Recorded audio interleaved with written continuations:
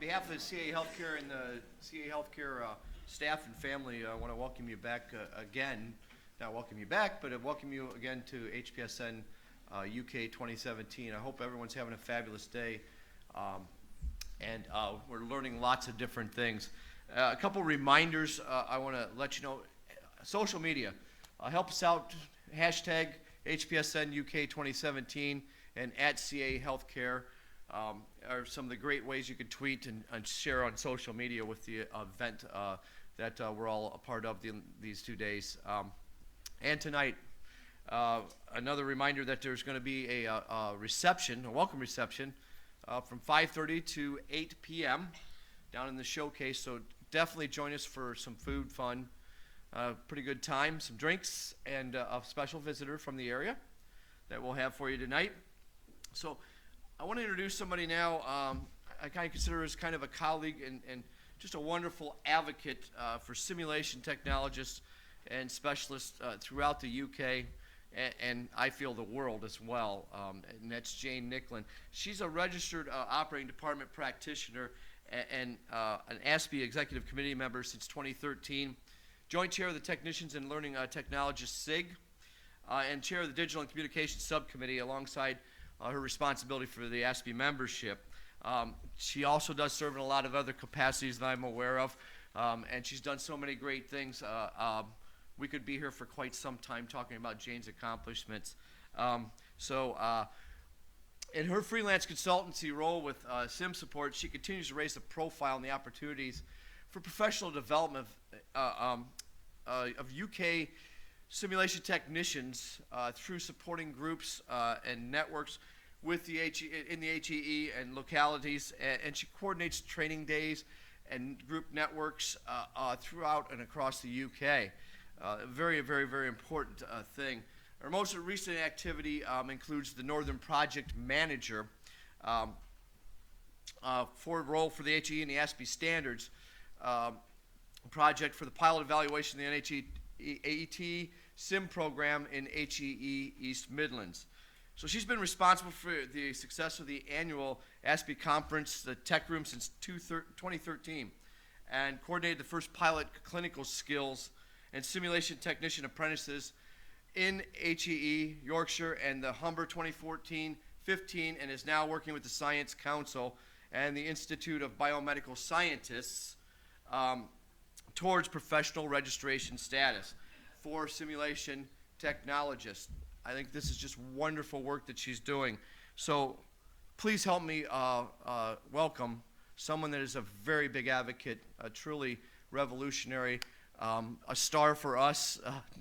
There's so many words I could use. Welcome Jane Nicklin to HPSN UK, would you please? Thank you. Wow, I didn't realize I was that busy. Where do we find the time?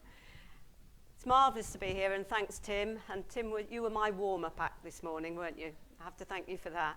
And thank you to CAE, thank you to Amanda for allowing me to come and talk to you all.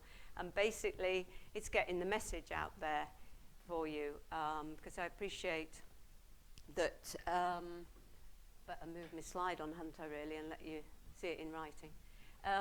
I appreciate that there are probably quite a multitude of people in the room who may not before today have been aware of the opportunity for professional registration for our, now somebody told me I need to refer to you as SOS, those technicians, technologists are in the room, the specialist operationals, that's right, simulation. But it would also help me to start my keynote as regards who is in the room, because I appreciate there is quite a broad spectrum of people. Those who class themselves as technologists, could you make yourself known in the room? Technicians, technologists, that's a nice number. Those of you who are perhaps in dual roles, so educator stroke technicians, you might very well have put your hand up the first time as well. Okay. Those of you who are sole educators, and if you're in a, this is a good one, Jackie, you'll like this, If you're working in a trust, use your right hand. If you're in a university, use your left hand. Or both, as the case may be. Right, okay. And those of you who are coordinators, managers of centres. Okay. Right, so we have got quite a good mix there. Interesting. Right, we'll see how it all pans out as we go. I'm not a technician, as you've already heard. I am an operating department practitioner, and I'm very proud of my profession, and very proud that I was given the opportunity, and I'll go back to 2010, to move from a little bit away from my clinical educational background to actually work on a clinical skills and simulation project in the Yorkshire and Humber region. And it's from that really that stems my engagement, my advocacy, my support for the role of simulation technicians and technologists. The project was skills and simulation. It was a regional project, but it gave me that insight, that being able to get into people's sim centres. That was always the best thing. There's nothing better than visiting other sim centres and meeting other people. So it was that insight from the project, and then latterly through ASPE, joining up with the national organisation, that gave me the opportunity to promote the role of the simulation technicians and technologists. And for those of you in the audience in that role, you know that and as Tim said this morning, the role was still not as recognised as much as it should be. But we are moving forward, we are moving on. People are beginning to recognise those technicians and the skills and the expertise that they bring to simulation. The concept of professional registration is still quite new for a lot of people. And it's understanding, it's not only about, yes, I'm going to join the registers, I'm going to join a professional register. It's actually what that word professional means to the person. Now, as an ODP, and those of you in the room who are perhaps registered with one of the professional regulators, if you're a nurse, if you're a medic, that term professional takes on a different feeling to you as a person. I know when I qualified as an ODP, the first list that I did as a qualified person, I felt, even though I was in my blue pajamas, I felt like a professional. I felt that to be that person. And I think for the simulation technicians and technologists, it is actually that stepping up into being that person. It's all too easy to think, well, yes, I'm just that person. And you hear it so many times, I'm just that person. No, you're not just that person. You are the person. You are the professional in the room. And I think, and hopefully the slides, the contents of my keynote will actually support these thoughts so that people who are considering, and Amanda did ask, just say, why bother about professional registration? And I thought, I can do that. I like a challenge. I like people to I think challenge is always good, because if people challenge, it shows that they're thinking a little bit deeper about what we're talking about. We're not just going to apply for professional registration. We're actually going to understand why we're going for it, why we actually want to achieve it. So I hope that the content will actually help your understanding of the role. Okay, you always have to start with your objectives, so that's a little bit the educator in me. I've gauged my audience now, so I've got a good idea who is out there. And I'm guessing that I've got three, if it'll just move on. Right, there are some of you out there who need a little bit more info. You need information on professional registration, how you go about it, what it entails, you know, what the benefits to you. Information is a great thing. There is a concept that if you discount something, if you think, well, that might not be for me, sometimes it's because you haven't had enough information. You haven't got in your mind why you actually need to do something like this. So for me, if I can fill that one, giving you the more info, that would be good. There will be those of you out there who are thinking, why bother, what's the point? I really want to convert these people this afternoon. See, this slide is going to come up at the end of my presentation, and I would like to think there might be a few changes in the camp. And the last one, and I know I am preaching to the converted with some of you. I know there are people in the room who have started their applications. I know some are very close to finishing them. So I may be preaching to you as the converted, but hey ho, you might learn something today as well. Just to think of what's the point, it'd be very interesting to sort of, and I'm not going to ask the question, I'm not going to ask for hands on this one, as to whether it's the support that you're perhaps not getting as a simulation technician, technologist, that's actually thinking, oh, I don't know whether I can bother.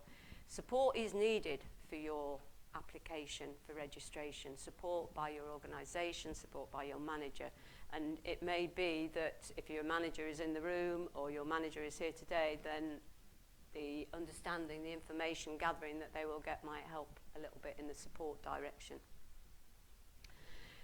Tim mentioned it this morning about job titles, job descriptions, defining the role.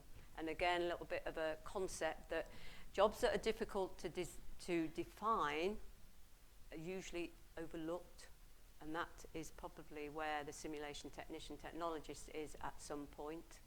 If you can't define the role, it gets sort of, you know, that's that person sort of thing, and that's as possibly as far as it will go. So, what's it all about? Professional registration is not mandatory. Nobody's going to say, God, you've got to do it. It has to be done. You can't continue in your role without your professional registration. So it's a voluntary status, but basically it's holding people to account for their professional. Notice the word professional is going to come up on virtually every slide here. And your ethical standards. It's unlike the statutory registration myself with the HCPC, and the NMC and the GDC. It's not statutory registration.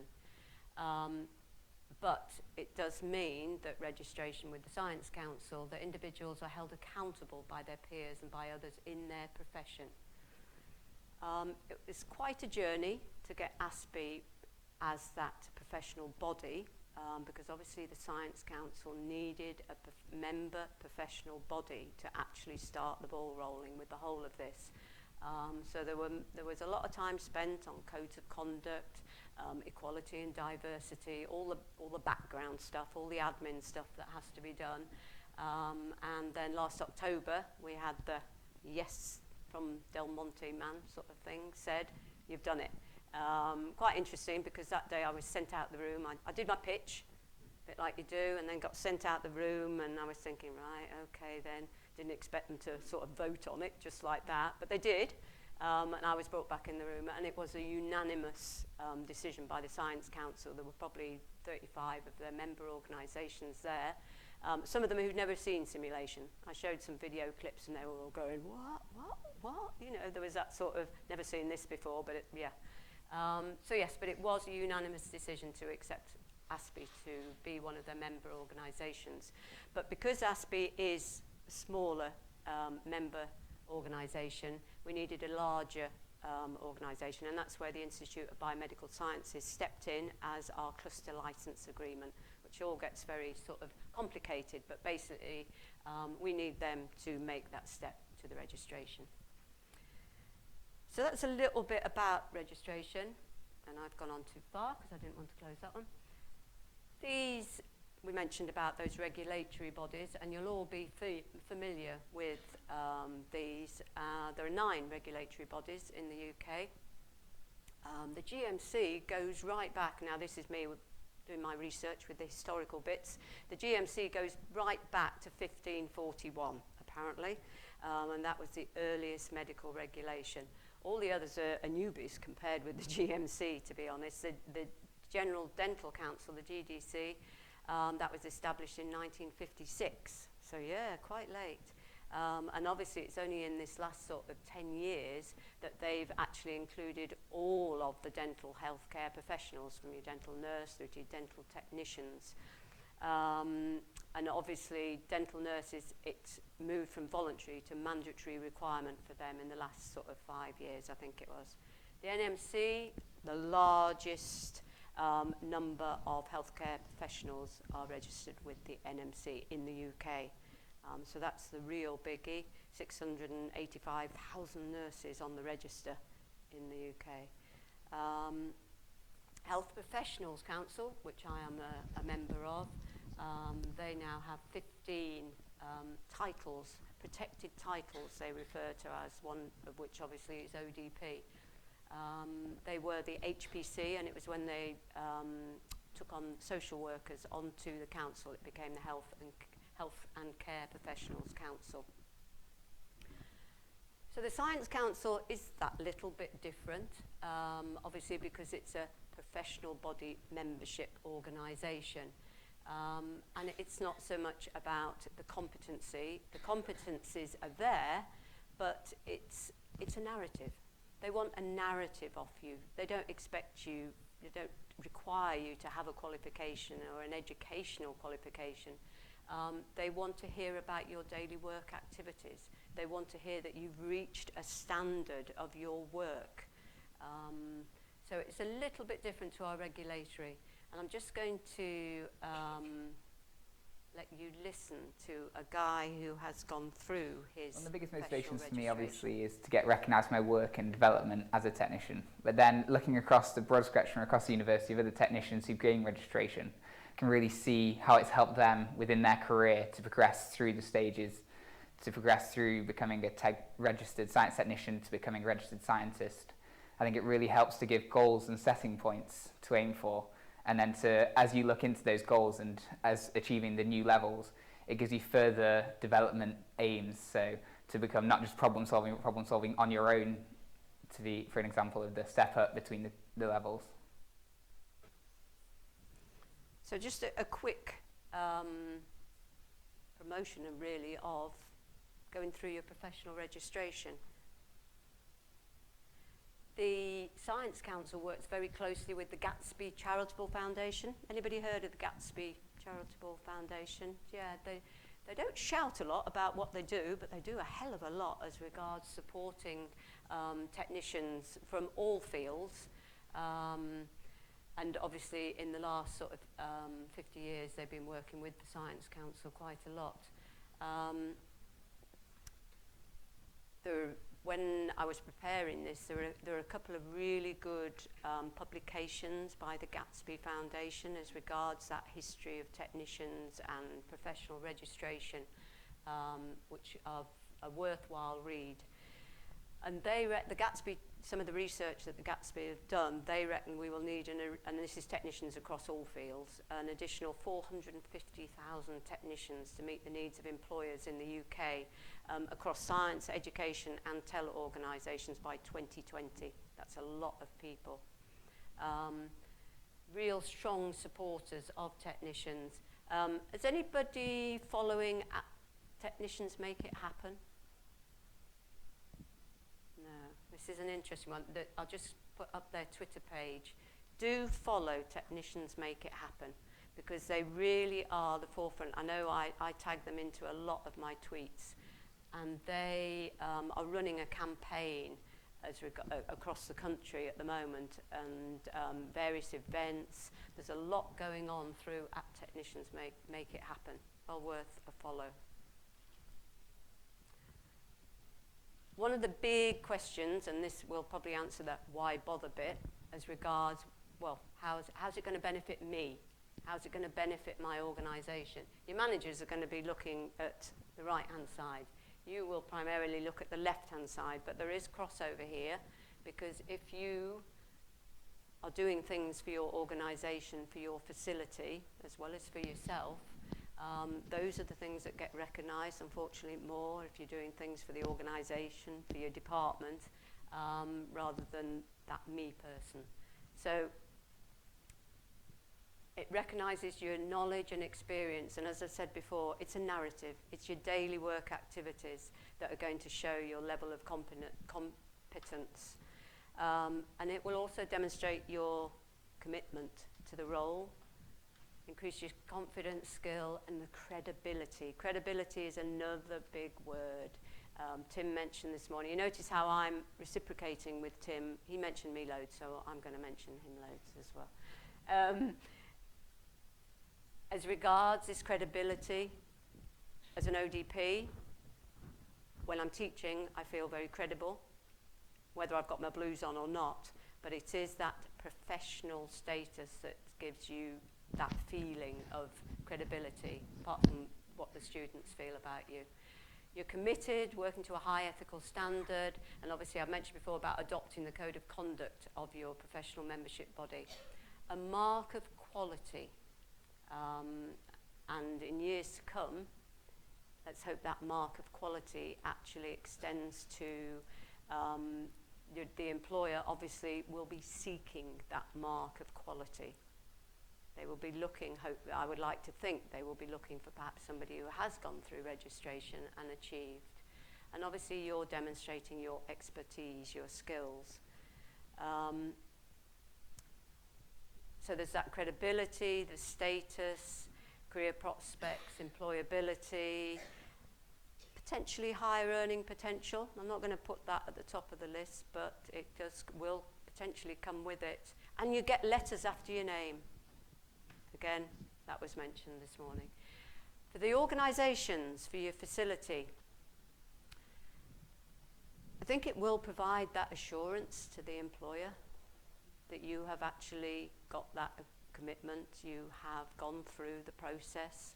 I think they will view it, I think at the moment, back to my objectives aside, there is this lack of information partly about, you know, how employers will view you, how employers will view the professional registration side of things. It will definitely motivate staff. If your employers are right behind you on this, and I'd like to say, I'm going to talk a little bit about costs later on, but to me, employers that are behind this, employers that are actually paying for your HSPN membership, that will actually pay for your registration, that shows that they are supporting you wholly. And I would like to think that a lot of organisations will go down that route. It may be that individuals do support themselves, perhaps to start the process. But by supporting you, they are actually demonstrating that they recognise the skills that you bring. And finally, supporting, obviously alongside registration comes the CPD activity, and I think this is another thing that people haven't quite, there's so much hype about the professional registration side of things at the moment, that there is that ongoing CPD, and that is going to be as vital as gaining your professional registration in the first place. The opportunity for your CPD, and that is where you're going to need support from your organisation again. And I know time and time again we talk about, well, do we get support, do we get financial support to actually go training? But it's events like this, CAE supporting an event for focus on simulation technologies today, but it's a free event. That would be part of your CPD. So I think, you know, there is the support definitely through industry and support hopefully through your organisations. That was just one of the quotes when last October, when I was sort of, you know, put in my hand, what do you think then, Jane? You've got it. You know, you've got the professional registration side of things. So, and that was off the top of my head. It will. That status recognition that you bring to simulation technology and science. Right. Now, I'm not going to go on to the stages of your online application because I did that in the last presentation. But this is different. What I want to do here is more what it is to be a professional, because that is the word. We can talk about online applications. You can get hold of me and you can make contact with me and we can talk about the content of your online application. But this is the crunch bit. Again, when I was working through this presentation, there were a couple of quotes. Merriam-Webster, obviously, she's always a good one for actually defining things. And she states that a professional is someone who takes on the characteristics of a profession. Look at profession and it states that it's a calling requiring specialist knowledge, and that does sum it up. She then goes on to say, the Oxford Dictionary says that a profession is when you're engaged in a specified activity as one's main paid occupation rather than an amateur, which is true. No talk of requiring. The Elizabeth Halford's Dictionary, perfectly. You're a professional when you do something as your profession. So quite a few mixed messages there, but the one that I really like, and this is David Maister, who is actually a renowned author, does a lot of work on professionalism. He paraphrased, real professionalism has little to do with which business you are in, what role in that business you perform, or how many degrees you have. Rather, it implies a pride in work, a commitment to quality, a dedication to the interests of clients, and a sincere desire to help. I like that one. I would stick with that one, I think, if I had to define professionalism.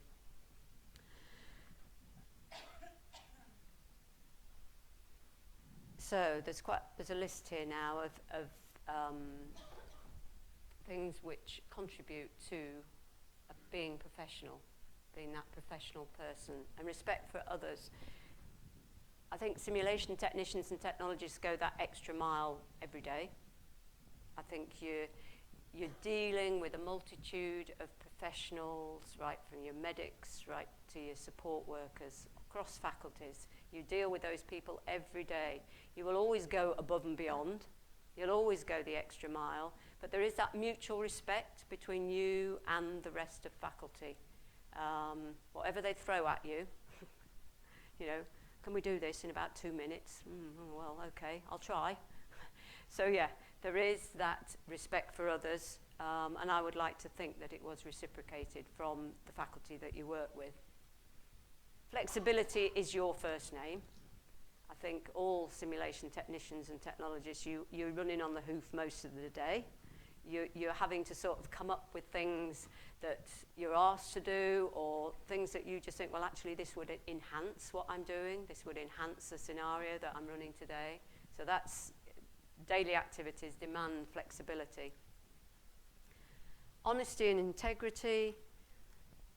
You take responsibility every day that you run scenarios, or you're looking after mannequins, or you're prepping, or you're programming mannequins. Everything that you do, you take responsibility for. Yet you actually will hold your hands up when things go wrong, because it's usually you that they turn to. So it's no use saying, I can't do anything, because they just expect you to do it. They just think, oh yes, they'll sort it. No shortcuts. Competency.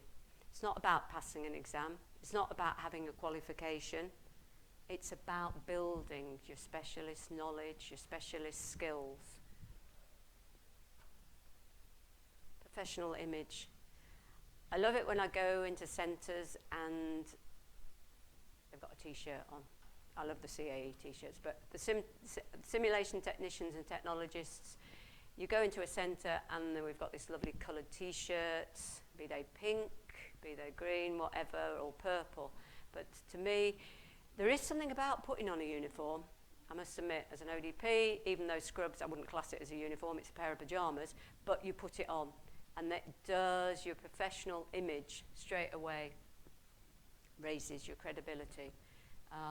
And it's how you act. It's how you act with faculty. It's how you send your emails. It's how you actually communicate with people.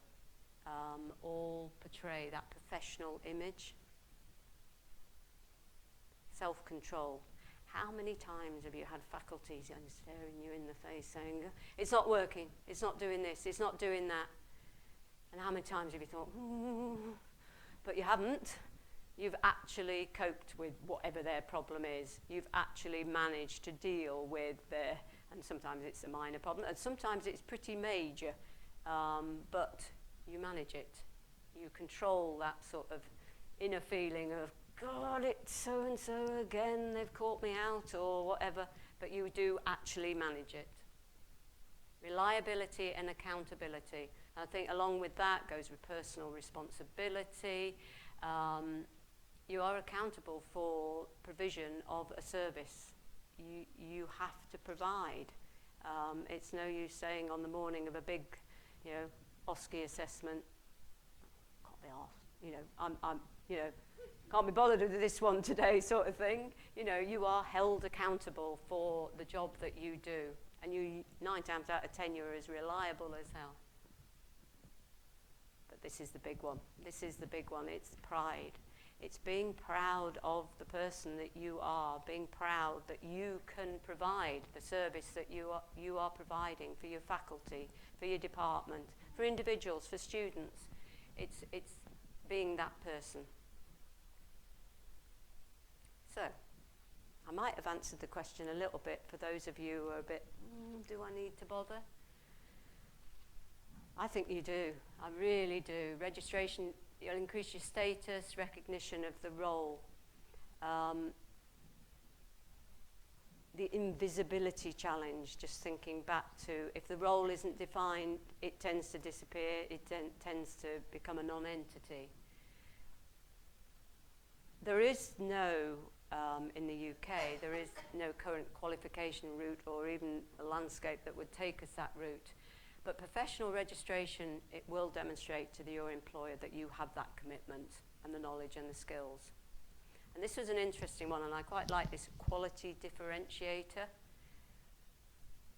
If you've gone through professional registration, you will have almost that quality mark. And that obviously will stand well in your organisation, but it will be transferable. So many of the skills that we learn, and I can think of, as an ODP, I can perhaps learn cannulation in one trust, and I go and work for a neighbouring trust. Oh no, you've got to go through it again. You've got to do that again, Jane, we can't recognise that. Well, in actual fact, professional registration with the Science Council goes with you. So if you move organisations, if you're just working in another organisation, the skill goes with you. So, I think I've got plenty of time, but let's just have a look at this. So, I would like to think I've lessened those. A few nods in the audience.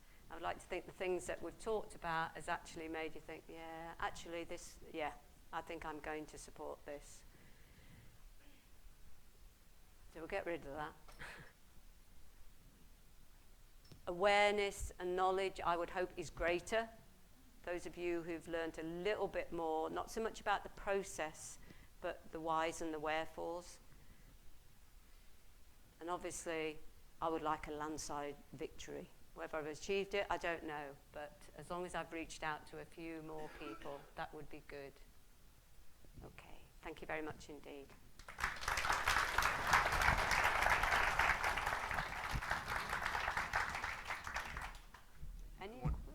Sorry. I want to thank Jane for her wonderful work on the registry. And I'll be honest, I'm going after it myself, even though I'm from the States. And the great news that this is something that all of us can get involved in. So if there's any questions, I think we're going to move to the round table and assemble. And we can have questions for the round table during this discussion. And again, thank you, Jane, for presenting here for all of us. I appreciate it.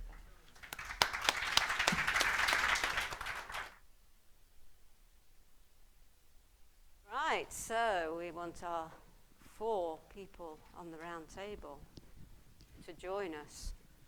I need